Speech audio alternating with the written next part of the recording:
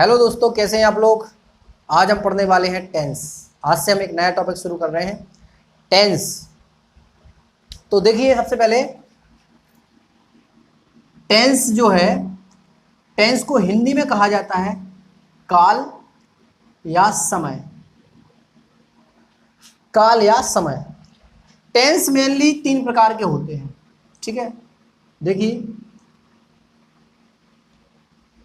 पहला जो टेंस है प्रेजेंट टेंस,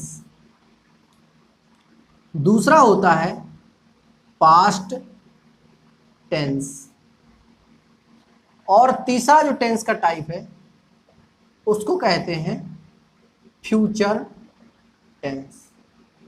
यानी टेंस 3 प्रकार के हैं, प्रेजेंट टेंस, पास्ट टेंस और फ्यूचर टेंस। प्रेजेंट टेंस को हिंदी में कहा जाता है वर्तमान काल, पास्ट टेंस को कहा जाता है भूतकाल या बीता हुआ समय, और फ्यूचर टेंस को कहा जाता है भविष्यत काल या भविष्य काल, यानी आने वाला समय।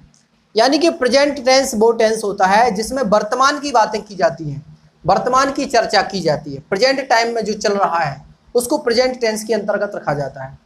पास्ट टेंस का मतलब है बीता हुआ समय, बीती हुई चीज़ों की, बीती हुई घटनाओं की जब हम बात करते हैं तो जो वाक्य हम बोलते हैं, जो वाक्य लिखते हैं, उनको पास्ट टेंस के अंतर्गत लिखा जाता है।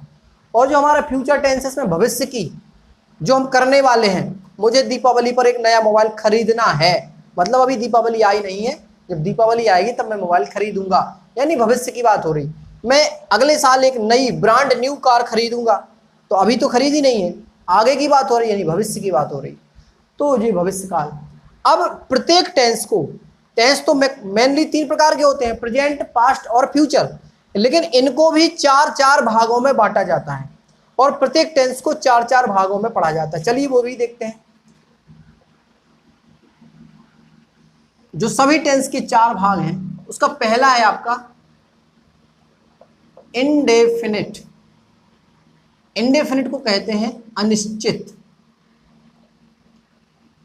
दूसरा होता है कंटिन्यूअस। कंटिन्यूअस मतलब अपूर्ण या जारी, यानी कि जो भी पूरा नहीं हुआ है, अभी कंटिन्यूअस है, चल रहा है।